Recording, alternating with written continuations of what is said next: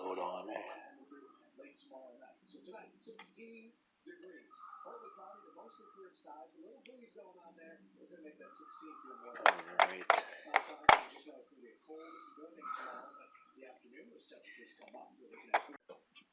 Alright, what's up, yids guys? Time for another video.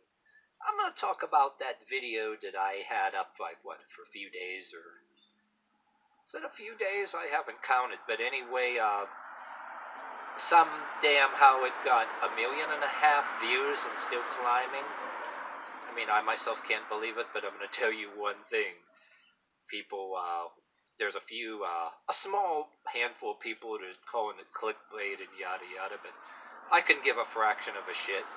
It's their opinion. But I tell you one thing, that my only intention was to show a small handful of people that I have regular dialogue with that prove that those Antifa wannabes, or whether they're Antifa or just a bunch of wannabes. You know how you got gangs and you got a bunch of kids pretending to be that gang? You got Antifa people doing that. Whoever the hell they are, my point is to show people that whether it's Antifa or Antifa wannabes claiming they're fighting racism, I wanted to prove to a small handful of people, or show them in conversation, how they treat black people that don't kiss the ass of a particular narrative. You know what I mean? Hypocrites to say don't be racist, but yet they'll say, okay, here's a list of black YouTubers or black people on the street that you're allowed to not like, and or they'll also say, don't do as we do as we say, not as we do. Yeah, we're allowed to talk to certain black people this way, and yeah, don't be racist. But yet, by the way, here's a list of black YouTubers that we allow you to not like and encourage you to not like. And matter of fact, if we catch you liking them at all, you're, whatever they wanted to call that black gentleman in the video, a list of names. I'm not going to bore you with that. But anyway, yeah, that's all I intended to do. You think I intended to get 1.5 million views on a platform that had a history of blacklisting or shadow banning people, and then terminating channels and all that happy horse shit? And I'll tell you one thing too, this is one of many videos like it were out there that were actually taken down, and people's YouTube channels terminated or whatever. So I think all I did, I showed a few people, and I brought back a video that was scrubbed from the internet, that's all. And it put, the fact that it got that many views put the icing on the cake, because I was putting long-winded comments on there to get digs in, because it was easier than making videos, right? It was my golden opportunity to make a few long-winded comments and get some digs in, stuff that I have said in videos. And quite frankly, I might have said it better in long-winded comments than I said it in videos, so... and while I'm at it here, if you got this far in this video, I'm going to give you a word of wisdom. The naysayers don't know this, or the haters don't know this, but some of you guys probably already know this anyway. But my message to a lot of you guys, I mean, this could be something you already know, but I'm going to confirm it right here in my testimony. Kind of has something to do with the long-winded comments. To make a long story short, 2020, that's like 3 years ago, right? We had this pandemic shit and that rioting shit over George Floyd at the same time. And me and my partner, like a lot of other people that made more money than you and me, maybe you and me, were losing their places, damn near being homeless, having to move in with family members, and all that shit, right? Because of the pandemic. Yeah, me and my partner were there. We had to find another place. So the pandemic was going on, and me, like a lot of other people, you guys probably know, your job shut down for a while, and like a lot of people out there, me and my partner were in a world of shit. And I'm going to tell you one thing. reason why I'm saying this is because, yeah, keep in mind that rioting and all that shit, and all that destruction on the news, which, oh yeah, the media and our president didn't lift a finger or make any effort to condemn, but yet the TV news is still talking about the Capitol riot, right? But anyway, during that time, before we got into a little bit of a world of shit there, and had to find another place, and this is really important. While everybody else, a lot of people, you guys might have had a lot of friends that got radicalized. Oh, thinking the revolution is on, and already a lot of people that you knew all of a sudden are kissing the ass of the rioters and rooting for the rioters, and even going on social media and rooting for the people that are rioting in the streets, blocking traffic, like it's people calling that a breaking point. Where me and maybe a few of you guys too were online condemning that. So you see where I'm going with this without rambling. My word of wisdom here: what you reap, what you sow, right? During that particular time, being in a world of shit. And I'm going to say to you right here and now that that social credit score thing, I don't know what version of any of it you guys believe, what version of it. If there was any credit score, I can tell you right now, during 2020, I think there was a version of it which worked in me and my partner's favor, and maybe some of you guys. I was going online condemning that shit and calling these people degenerates and lowlifes, and I also, in the winter time, I always used to take some time to volunteer for charity out in the cold, and I regarded that as a more noble thing than marching and blocking traffic.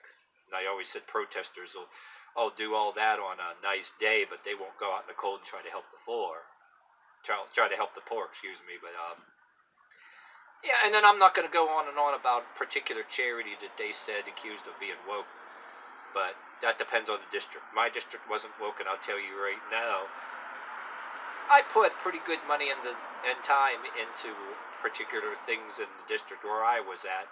I'd be damn if I would let it be woke. So it depends on the district, and I was in charity and I made friends doing that. So I also believed, since I stand in front of stores, and I stand with stores. I don't want to say stand behind. I stand with stores because I stand in front of them for charity, right? So it's only common sense and natural that you have respect for stores, and it's only natural to have no respect and not have any respect for people that loot and vandalize stores. And if you cannot be, for example, be woke and have respect for stores. So if you were to tell somebody inside the organization, I do more further in-depth video like that later about that. Like I said, it depends on the district. If anybody that was in any kind of a charity, if they do say they're woken, you have every right to ask them if they will openly condemn vandalism. And if they don't, and if at any delay they don't condemn it, then they're a piece of crap, put it that way. But anyway, I believe in having respect for stores.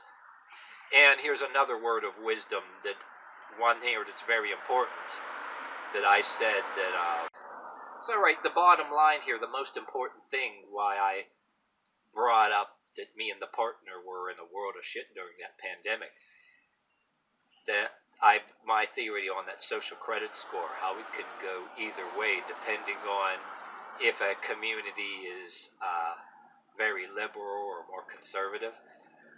Okay, picture this: if you need a place somewhere, and if you're stupid enough to go all over social media thinking some revolution is on, you got to kiss the ass of a particular demographic of people, and you go on there rooting for, if you're rooting for the vandalism and the looting and all that, During that time, I would tell you right now, if there was any social credit score or anybody checking your social media when you're looking for a place, it was during 2020.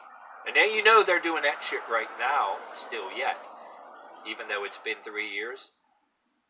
And believe me when I tell you, the reason why me and my partner got in a real nice VIP neighborhood, and the reason why, and better income, all without me even getting a haircut. The reason why that happened is because uh, I was on out there in the world and out there on social media condemning that shit. And this is not speculation. Even though they don't tell you right away, it'll get told to you in so many words, not outright. Believe me when I tell you, so this is kind of like a testimony. I mean, slightly sloppy video. I had to take this video over and over again because there's a lot of reasons why. It's a lot of things I'm thinking about, and I'm laughing while I'm doing this video because everything from a small amount of stupid comments and thinking about a lot of the stupid shit people be believing. Try not to think about that while I'm making the video because there are any other things I want to bring up without making the video too long. And I actually started laughing for a lot of reasons. But anyway, yeah. The most important thing that I can tell you, anybody who was watching that video, that whatever reason why they may have subscribed to me, anybody who was watching that video and decided to subscribe to me because of that, or anybody who knows me even before I ever put that video up, I'll tell you one thing. You do reap what you sow, and if you get arrogant enough to, I cannot tell you that enough, if you root for people who vandalize, loot and vandalize, I know, I wouldn't be a bit surprised, 2.5 million views. Come on, how many landlords might have been viewing that? Right while we are watching this right now, if you were a landlord, unless you were one of those landlords that you had sanctuary properties or buildings and you permit and allow the buying and selling and using of drugs in your place, if you were collecting from the government something like subsidies or something. Unless you're one of those, if you're a landlord that's watching right now, would you in your right mind rent to somebody, say, if you found out that they were glorifying vandalism? That would be a danger to your property. Would you want them people to be in your town or whatever?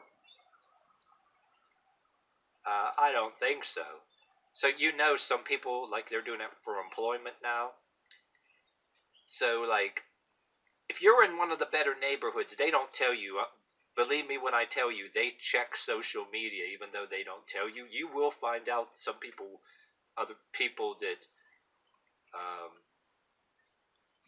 might tell you. Matter of fact, this neighborhood too, I'm no stranger to it. When I was a teenager, I lived here before. It might have been my advantage, and in things that I done, like in charities, I got to know people. So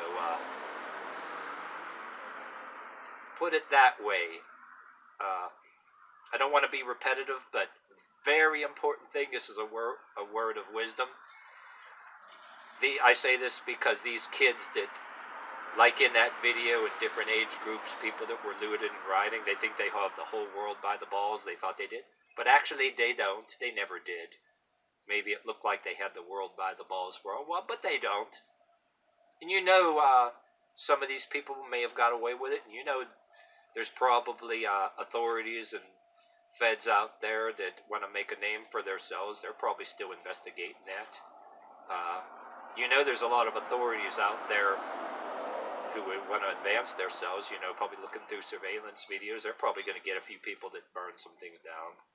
Got to have a little bit of faith anyway, you know what I mean? And then the RICO Act, they're using that now. God bless them. So that's just how it is. Yeah, you act any kind of way thinking you got the world by the balls. Yeah, you think you're going to get a nice a nice place somewhere, or you need a place someday, not a good idea to be. It's a better, it's a wiser thing to do. Truck making noise in the background.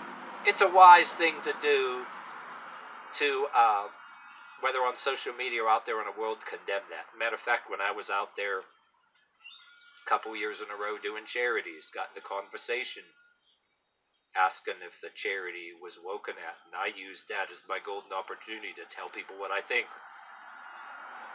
When people ask me, I says, I personally am not woken. I told them I had no business being out there representing a charity if I did not have respect for stores. So, respect for stores and being woke does not really mix. That's just the way I feel about it. And I tell you, I don't want to ramble on too much in the subject matter of charities being woke. That's for another video, but it depends on the district you're in and the town you're in. You know how some towns and districts and cities are more woke and liberal, and others are more conservative or whatever the hell. But and I got involved in stuff because I liked it, and made some friends in it.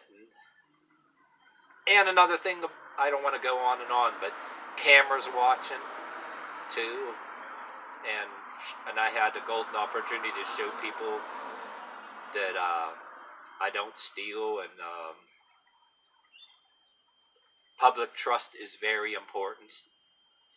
I take public trust very seriously. I'm just saying, this was all ballpark. Everything I said here is ballpark. Without rambling, I don't want to make the video too long, but other stuff that I would say would be in other videos like later on or whatever the hell. But